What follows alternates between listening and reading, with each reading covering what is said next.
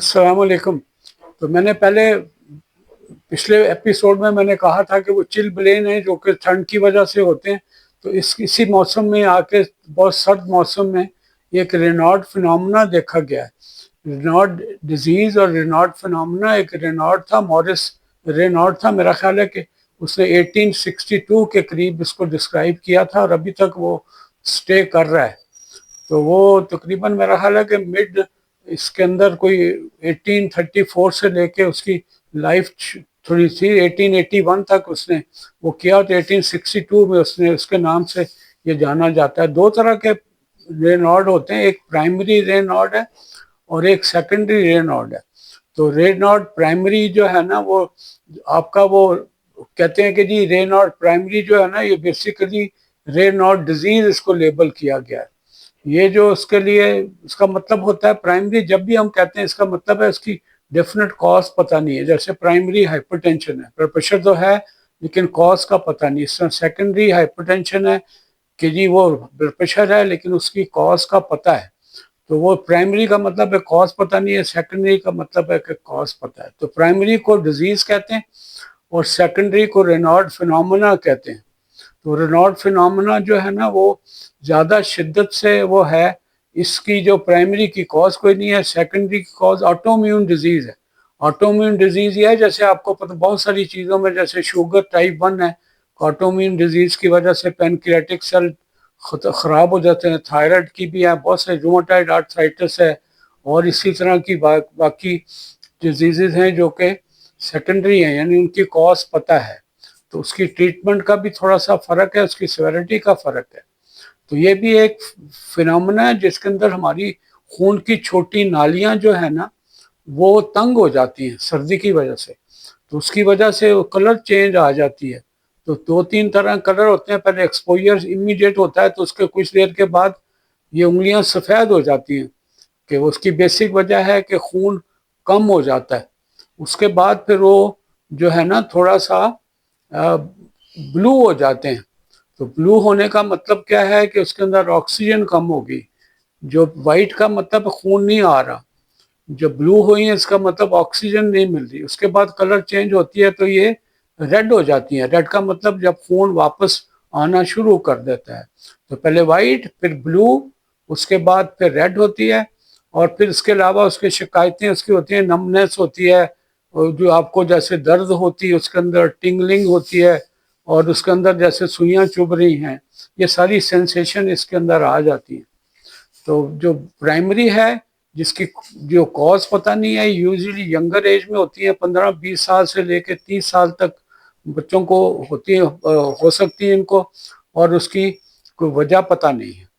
तो जो सेकेंडरी है, सेकेंडरी में वो आपका ऑटोइम्यून डिजीज, जैसे मैंने कहा उससे लिंक करती है। ल्यूपस हो गया, जैसे स्क्लेरोडर्मा है, ये चीज़ें करती हैं। और कुछ बाकी उनके सिम्टम विम्टम में आ जाए तो उसके अंदर यूजुअली जो इफेक्टेड पार्ट है ना वो उसको ब्लड फ्लो कम की वजह से, तो आपने कोशिश करनी है कि इन सिम्टम अगर ऐसे हैं और कलर चेंज बहुत ज़्यादा हो रही है तो फिर आप उसको वार्म ही करना होता है मेन, वो उससे बेहतर हो जाता है।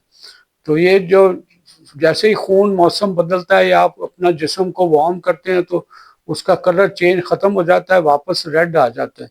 सेंसेशन जैसे मैंने की थी, टिंगलिंग है, पेन है, इन चीज़ों से होता है। तो बड़ी अजीब लगती है हालात ऐसे करके। मैं आप मुझे पिक्चर की मिल गई तो मैं बताऊंगा। इसके अंदर बिल्कुल उंगलियों की टिप्स और ये टोज ये वाइट हो जाते हैं और इसके साथ उनकी सेंसेशन भी अब नॉर्मल सेंसेशन होती है। लोकेशन मैंने बताया था जैसे आपको कि जी फिंगर्स की टोज में, कान में, नाक में, इस तरह की चीज़ों से होती है। और भी बॉडी जो एक्सपोज बॉडी पार्ट हैं उनके अंदर भी ये सेंसेशन आ जाती है। तो उसके लिए ड्यूरेशन इसकी कोई लिमिट हो जाती है, ज़्यादा देर रहती नहीं है। कुछ मिनट्स में यूजुअली रिजॉल्व हो जाती है लेकिन कभी कभार ज़्यादा देर भी परसिस्ट करती है।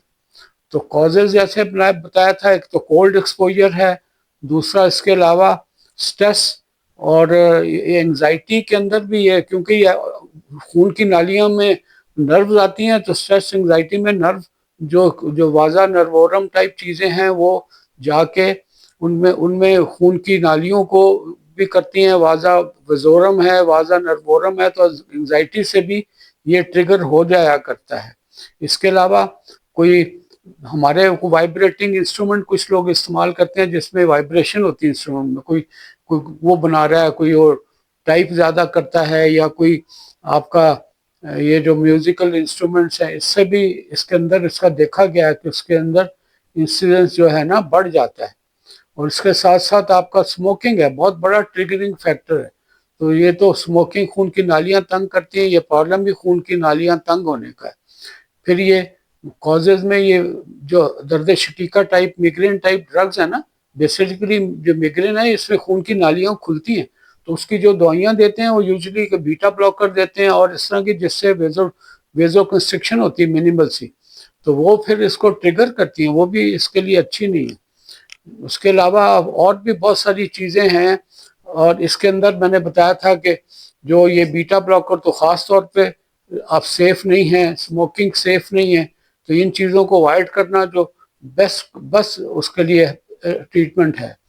तो उसके लिए आपको करना क्या है, अगर हो जाता है किसी को, एक तो आपने ये स्मोकिंग अवॉइड करनी है, बीटा ब्लॉकर अवॉइड करने हैं, और सबसे बड़ी बात यह है कि आपने कोल्ड जो वेदर है उसको उससे प्रोटेक्शन लेनी है।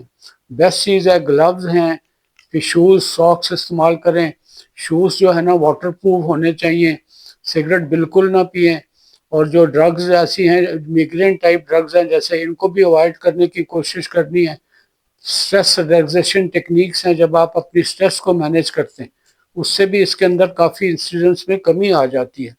और ड्रग्स में अगर ज़रूरत पड़े कभी, तो ये जो क्योंकि ये नालियाँ सिकुड़ने का अमल है, तो उसके अंदर आपने वेज़ोडायलेटर होते हैं जो अगर बहुत शदीद केसों में निफेडिपिन है, जैसे हमारे एडलेट वगैरह है, ऐसी डोज इनमें दे दें। कुछ मैंने हेल्प देखा है कि ये प्लेटैल जो वेज़ोडायलेटर है जहाँ पे सर्कुलेशन की प्रॉब्लम में हम देते हैं, इवन ट्राइकार्डिन वगैरह जो ट्रेडिशनल चाइनीज़ मेडिसिन है, इससे भी बेहतर हो जाया करता है। तो ये सारी चीज़ें आपको आपके पास ऑप्शन मौजूद होती हैं, तो बेस्ट ऑफ द बेस्ट आपने अवॉइड करना है। जो वार्म वार्म क्लोथ्स पहने, अंदर से गारमेंट आपके, जो ग्लव्स, जैसे मैंने एक दो बार कह चुका हूँ, ये बड़ी ज़रूरी चीज़ें हैं। और स्मोकिंग हर हालत में इस चीज़ के लिए अच्छी नहीं है। तो मैंने कहा था दो चीज़ें हैं ये मुझे ज़हन में आती हैं सर्दी के हिसाब से, क्योंकि हर वक्त आप वार्म पानी नहीं इस्तेमाल करते, कभी कभी जल्दी में हम कुछ ठंडा पानी इस्तेमाल करते हैं, उससे ये मसाइल पैदा होते हैं। तो ये सर्दी के हिसाब से था।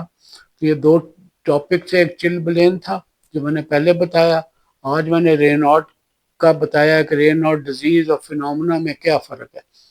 तो अपना ख्याल रखिएगा। अल्लाह हाफिज़, अस्सलाम वालेकुम।